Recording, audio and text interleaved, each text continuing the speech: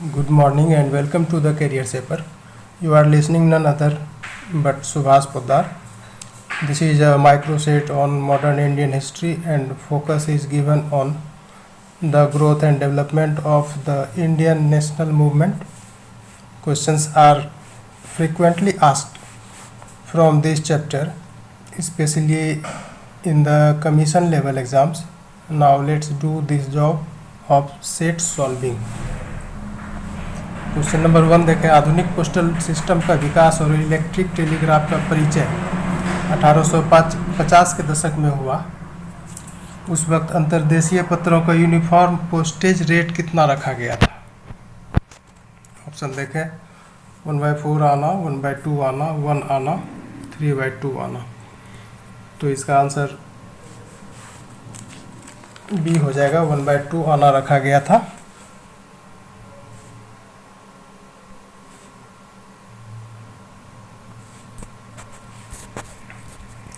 दूसरा देखें, रेलवेज भारत के लिए कर सकता है जो वंशों ने कभी नहीं किया, जो अकबर महान के मनीषी सरकार के द्वारा प्रभावित न कर सके, न ही टीपू साहब की क्रूरता हिंसा के द्वारा वे भारत को एक राष्ट्र बनाए हैं। किसने कहा? ये स्टेटमेंट है जब ये ट्रांसपोर्ट का विकास हुआ इंडिया में अंग्रेज़ों के द्वारा, तो उसका जो अच्छा इफेक्ट दिख रहा था, उससे लवरेज हो करके इन लोगों ने अपनी प्रशंसा में बहुत सारी बातें कही।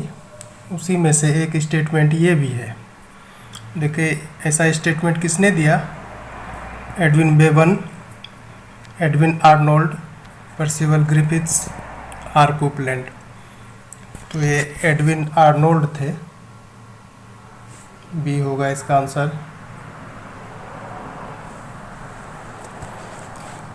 देखिए, 1865 में एडविन आर्नोल्ड ने लिखा, रेलवेज में do for India what dynasties have never done, what the genius of Akbar the magnificent could not effect by government, nor the cruelty of Tipu Sahib by violence. They have made India a nation. ऐसा Edwin Arnold ने लिखा 1865 में।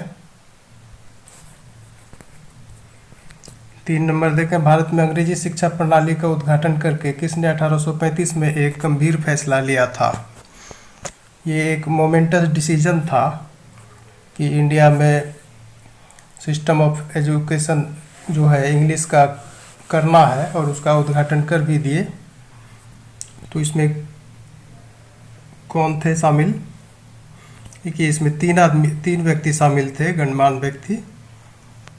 Lord William Bentinck भी थे, उस समय के ये गवर्नर जनरल। टी.बी. मैकॉले भी थे और सर चार्ल्स ई. ट्रेवलिन भी थे। आर कोपलैंड नहीं थे। तो ए बी सी सही है, इसका आंसर ई हो जाएगा।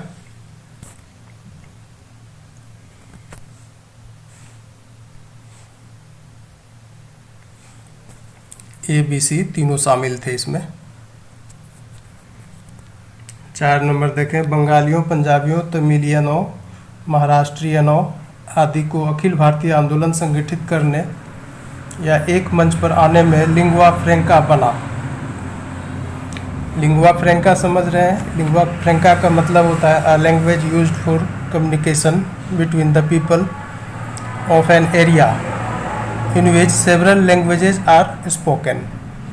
मतलब कि कई लैंग्वेज बोला जा रहा है किसी क्षेत्र में, और उस बीच में कोई ऐसा लैंग्वेज है जो कि कम्युनिकेशन का अच्छा साधन बन रहा है, तो उसी को लिंगुआ फ्रैंका बोलते हैं। तो देखिए, उस समय जो ये मूवमेंट ऑल इंडिया लेवल का मूवमेंट ऑर्गेनाइज किया जाता था, या फिर एक कॉमन फ्रंट पर आने के लिए जो डिफरेंट रीजन के लोग एक साथ होना चाहते थे, तो कम्युनिकेशन का कोई लैंग्वेज होगा ना कॉमन। तो देखिए क्या था, हिंदी, संस्कृत, अंग्रेजी, बंगाली। तो यही अंग्रेजी ही था लिंगुआ फ्रैंका उस समय। आंसर सी होगा।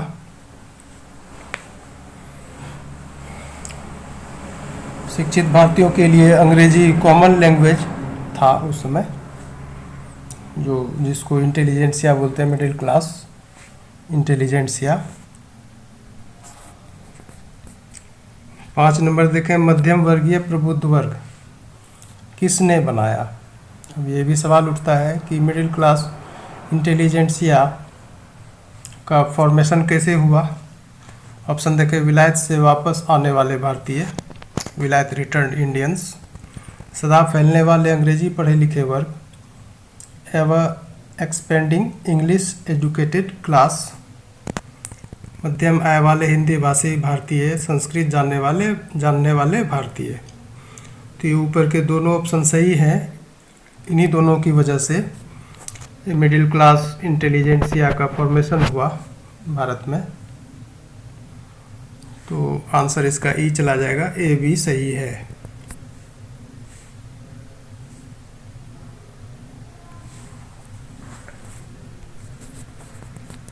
6 नंबर देखें, भारतीयों के लिए उच्चतर सेवाओं का वादा किया गया था। हायर सर्विसेज के लिए प्रॉमिस किया गया था।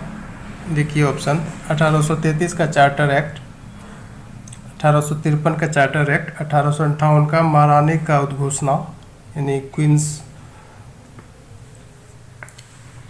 ये जो होता है उद्घोषणा, प्रोक्लेमेशन, हाँ क्वींस प्रोक्लेमेशन जो 1858 का था वो, और फिर 1861 का भारतीय परिषद अधिनियम। तो इसमें ए और सी सही है। इन्हीं दोनों में हायर सर्विसेज के लिए प्रॉमिस किया गया था इंडियंस के लिए, तो ए और सी सही है। 1833 का चार्टर एक्ट और 1858 का महारानी का उद्घोषणा, तो इसका भी आंसर ई होगा। ए और सी सही है। 7 नंबर देखें, भारतीय प्रबुद्ध वर्ग आज़ादी, राष्ट्रीयता और स्वशासन के आदर्शों से किस यूरोपीय लेखक से प्रेरित हुए। ऑप्शन देखें, मिल्टन, बेंथम, रूसो, वॉल्टेयर। तो ये सारे यूरोपियन राइटर्स थे जो इंडियंस को प्रेरित किए इन सभी चीज़ों के लिए, आज़ादी, राष्ट्रीयता और सेल्फ गवर्नमेंट के आइडियल्स के लिए। तो ये चारों ऑप्शन सही है। आंसर इसका भी ई चला जाएगा।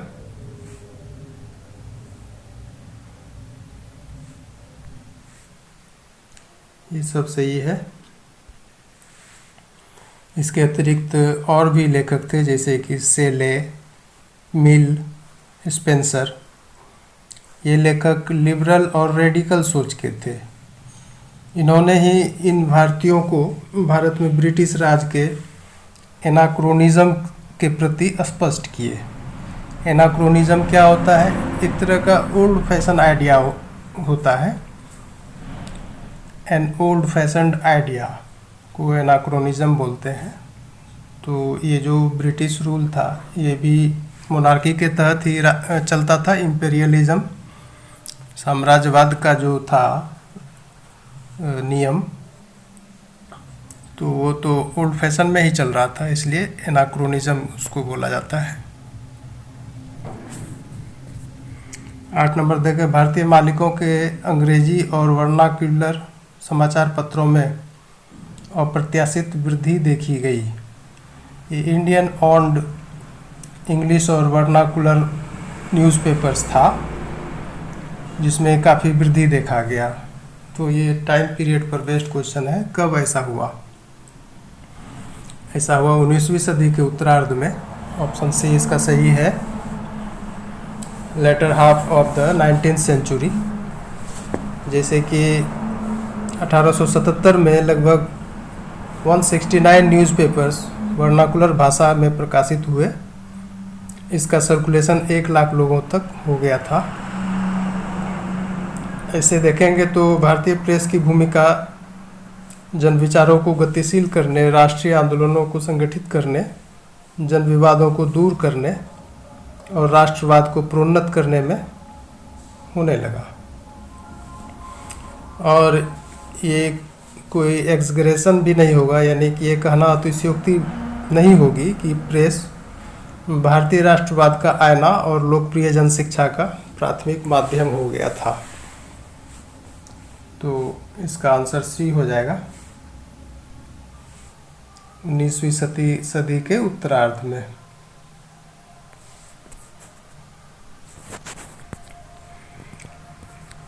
9 नंबर देखें, पी स्पीयर के शब्दों में नया मध्यम वर्ग। नया मध्यम वर्ग के बारे में इन्होंने क्या कहा? पी स्पीयर ने, एक अच्छी तरह से जुड़ा हुआ अखिल भारतीय वर्ग था, अलग अलग पृष्ठभूमि लेकिन ज्ञान, विचारों और मूल्यों के एक आम अग्रभूमि के साथ था। पृष्ठभूमि था अलग अलग, लेकिन यानी कि बैकग्राउंड वो वेरिड था, अलग अलग था, लेकिन उसका जो एक कॉमन फोरग्राउंड था, अग्रभूमि था, इन चीज़ों को लेके, ज्ञान, विचार और मूल्य को लेकर के वो एक था। ऐसा कहना है बी ऑप्शन का। सी देखें, भारतीय समाज का एक गतिशील अल्पसंख्यक था, ये सही है। वो दोनों भी सही है, ए बी भी सही है, सी भी सही है। डी देखें, इसके पास उद्देश्य की और उम्मीद की एकता का ज्ञान था, ये भी सही है, यानी कि इसका चारों ऑप्शन सही है पी स्पीयर के शब्दों में। तो इसका भी आंसर ई होगा। पी स्पीयर क्या कहे थे? The new middle class was a well integrated all India class with varied background but a common foreground of knowledge, ideas and values. It was a minority of Indian society but a dynamic minority. It had a sense of unity, of purpose and of hope. और ये जो नई शहरी मध्यम वर्ग थे, ये शहरों में बढ़े। किस कारण से बढ़े? ब्रिटिश प्रशासनिक और आर्थिक नवाचारों की वजह से। और ये वर्ग आईएनसी के सभी चरणों के विकास में लीडरशिप प्रोवाइड कराया। 10 नंबर देखें, यंग इटली मूवमेंट के संगठनकर्ता थे। ये बहुत ही आसान प्रश्न है और बहुत ही बार बार पूछे जाने वाले प्रश्न है। देखा option Joseph Mazzini, Garibaldi, Carbonaris, Mussolini. तो इसका आंसर ए हो जाएगा। जोसेफ मैजनी का था यंग इटली मूवमेंट, यही थे इसके संगठनकर्ता, ऑर्गेनाइजर यही थे। अब देखिए, ये जो एस.एन. बनर्जी थे, मैजनी पर ही बराबर अपना लेक्चर डिलीवर किया करते थे। और ये जो गैरिबाल्डी और कार्बोनरिस है, ये लाला लाजपत राय अपने भाषणों और लेखों में गैरिबाल्डी के अभियानों यानी कैंपेन्स और कार्बोनरिस के एक्टिविटीज़ यानी गतिविधियों का उल्लेख किया करते थे। तो ये तो बैकग्राउंड था, लेकिन यंग इटली मूवमेंट का संगठनकर्ता जोसेफ मैजनी था। The microset on modern history thus concluded well. Perhaps you have revised well this set. Ever time I aspire your successfulness. With these words, I seek your permission now. Thank you very much.